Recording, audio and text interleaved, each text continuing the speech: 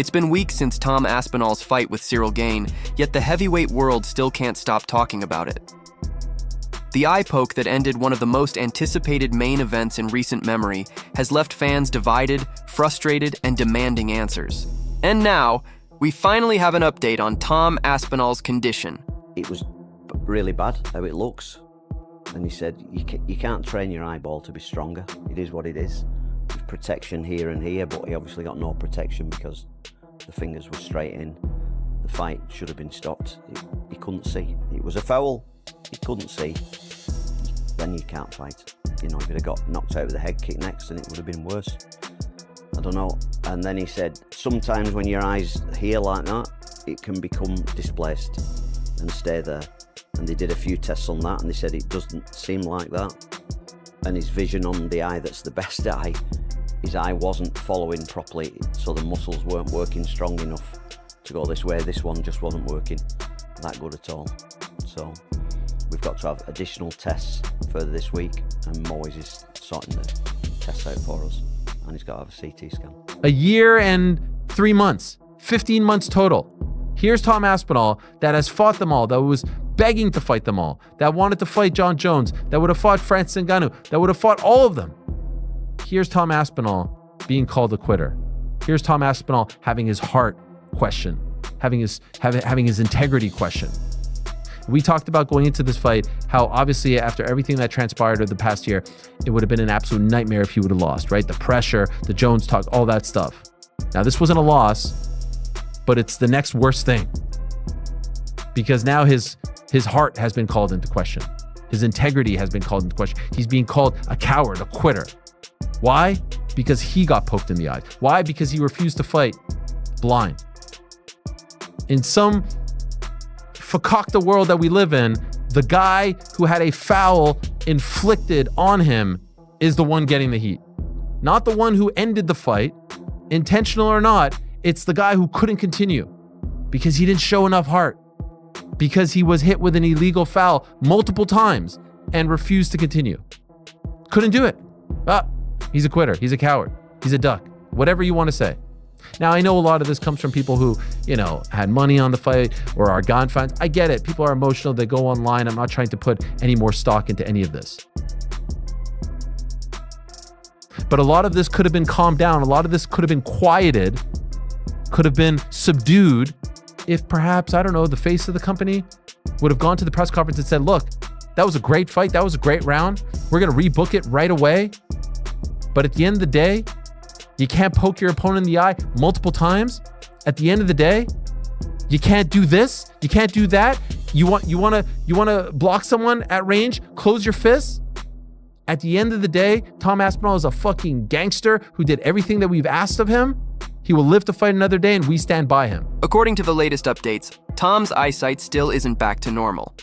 His father, Andy Aspinall, explained that although there has been gradual progress, Tom continues to deal with blurred vision and sensitivity to light.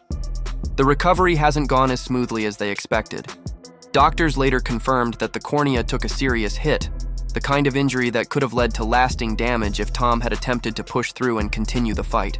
There's a lot of talk about, did Tom quit? Did Tom end it too early? Could he have cleared that eye? Was he unable to really see? Could he have gotten through it? This is all true, and we will only know if Tom comes out and tells us. We'll never know how bad or how severe. We'll never know that. That's only ever going to be known by Tom Aspinall. But what we can talk about is that how egregious that eye poke was. And Ciryl Gane did that. He ruined the fight by having that terrible eye poke, right? You just have to keep a closed fist. And we've seen it in so many other events. It's really starting to ruin mixed martial arts. Do you really feel that Aspinall decided not to keep fighting on purpose because he thought that this fight wasn't going to go his way? Over there. I know. I'm going to. I'm going to get, first and foremost, it was a foul, and Ciryl Gane's the one to blame for it. But from the optics and the way that it looked, his eye was closed when he got poked in it. He was saying he couldn't see, and he wasn't even trying to open his eye to see if he could see. Like, obviously, I have no idea. I'm not there, but you see the pictures afterwards, his eye looks fine. I've seen a whole finger go in someone's eye and they keep fighting, right? So I don't know, but I feel like he might have taken the easier way out. It's a no contest. He got to come back. He gets paid $3 million.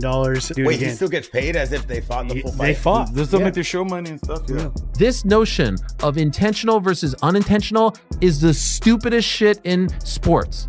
Period. You don't hear it anywhere else. Yesterday, I'm watching the New York Knicks against the Miami Heat. Knicks are down like 8 or so. They have the ball. Josh Hart gets called for an offensive foul, illegal screen. Do the referees converge and say, like, did he mean to do that or did he not mean to do that? No, a foul is a foul. Ball goes the other way. Let me ask you a question. Super Bowl, a couple years ago, all-time great game. Eagles, Chiefs, pass interference, end of the game. Do the refs converge and say, did he mean to do it? Did he mean to bump him or not? No, foul is a foul. Foul is a foul, which means a foul is a DQ. That should have been a DQ victory for Tom Aspinall. That should have been a DQ loss for Ciryl Gane. And let me be very, very clear right here and now. I don't think Ciryl did that on purpose. Why would he have done that on purpose? Why would he have tried to foul his opponent? But it doesn't matter. An illegal maneuver is an illegal maneuver. An illegal foul is an illegal foul, whether you meant to do it or not. Wouldn't it be interesting if Tom came out and said, no, I'm not going to rematch him. He's a cheater. Why would I rematch a guy that already cheated, that violated not one of my eyes, but both? I gave him his chance. He chose to cheat, and I'm going to move on. If Tom took that stance, which he's not going to do, I'm saying, but for fun, I think he'd have a lot of people that supported him. For some reason, Ciryl has come out of this thing with his hands clean. He's the one that did the poking. And that's exactly where the controversy has heated up again. Earlier this week, Tom Aspinall's close friend and training partner, Ante Delia, competed in a different promotion. And in the middle of the fight, he accidentally poked his opponent in the eye as well. But this time, the outcome was completely different. Instead of stopping, Delia's opponent chose to push on, finished all the rounds, and even walked away with the win. The best part about fouling, right, is that it works. So the best thing you can do is keep your head in the game, and I'll do everything I can to manage it. All that training for that? Yeah. Don't worry about it. Trying to be okay, mate. What the f is he doing? The left one was really deep. The left one was really deep. Sorry. Yeah, sorry. Got one for it. Yeah, twice before he got one for it. Mike Bisping, he lost his eye. It's just a horrendous thing to think as a parent, really. And I know what it's like these days with people saying what they want, but if it's just your son, and they could lose an eye and their health, and they've got children to look after, you know, something needs doing about it. Yeah, it's horrendous for me to look at that. I'm seeing it all online. Tom quit, Tom quit, Tom quit. It got dicey out there for him and he quit. That's what the people are saying. Complete hogwash, complete nonsense. If you just watch it, you will see that those were two nasty, deep eye pokes. You could say that he lost that first round. I think he lost that first round. I think we all agree that he lost that first round. Absolutely. Yeah, you could. I mean, that is fair game. But to suggest that he quit, that he wanted a way out, that he looked for a way out because the going got tough is just something that I'm not going to subscribe to. You know Jon Jones is going to weigh in. This is the guy. This is the guy. For the record, Jon Jones was offered for the millionth time $30 million to fight this man and he didn't. You can't claim after the fact, this is the guy, but you know he's going to spike the football. And there's a cruel irony involved in the fact that Tom doesn't fight Jon Jones but still gets eye poked. But this is tough for him. This is the first time in his career where he's not going to be beloved by people because people are going to accuse him of being a quitter because they're going to say that the going got tough and he asked for a way out. I think that's absolute hogwash. He got poked in both eyes. I mean, you pretty much covered the whole Dana White saying he didn't want to continue. Tom didn't want to continue in the fight, so the rematch is very interesting. It's crazy. It just adds more fuel to the fire of this fucking stupid conspiracy that Chael started, and now you have UFC brass co-signing that. It's so dumb, dude. He's your current heavyweight champ. Now the face of the UFC and one of the biggest voices in the UFC has somehow put the narrative that he's weak and that he quit. You're hurting your brand. The face of the division, the narrative now is that he's a quitter and he didn't want to fight. That's your champ. No matter DQ, no contest, that's your fucking heavyweight champ of the world. He's supposed to be the baddest man on the planet. Now the narrative, for people that don't know shit about MMA, is that he has quit in him. Why would you do that? He represents your fucking business. It's so dumb. It's so dumb. And now some of the casuals are like, I'm not watching him ever fight again. He quits. That hurts your bottom line. And for what? Why not give the number one heavyweight in the world the benefit of the doubt that he couldn't fucking seek? They got poked in both fucking eyes and you just go, terrible fucking circumstances. We're going to rematch it as soon as Tom's ready. I can't wait to see it. That's it. You don't push this shitty narrative down the road and sabotage your heavyweight champ. Fans and analysts have been split down the middle. Some critics are calling Tom out, insisting that a real fighter would have pushed through it. Others are pushing back hard, saying Aspinall made the only responsible choice by protecting his long-term health and career. But here's the reality. No two eye injuries are alike. Tom didn't just take a simple poke. He was caught with a double finger jab, driven in deep enough that he couldn't even open his... Were you just calling him out as you felt like you wanted to get that shot, or were you calling him out because you were able to continue from the eye poke? Yeah, it's like that. It's for the hand to be a champion, and the hand quick because the pocket the eye too, and the third too because the hand is a training partner, and I do it with hand like a knock him out in the first round. Why is it happening that me and Tom Aspinall fight? Because he say Tom Aspinall, this is the one that does the best training partner, and can have it.